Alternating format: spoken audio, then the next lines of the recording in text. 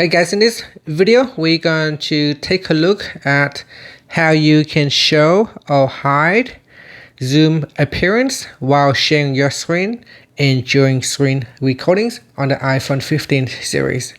First, let's go back to the home screen by swiping up at the bottom of the screen. Then from the home screen, tap on settings. Now in settings, scroll down and tap on accessibility. Next, tap on zoom. Then we go down and tap on show while mirroring. So tap on the toggle button to turn on or turn off your zoom appearance while you share your screen or during the screen recording. And that's it. Finally, you can swipe up to go back to the home screen. Thank you for watching this video. Please like and subscribe to my channel for more videos.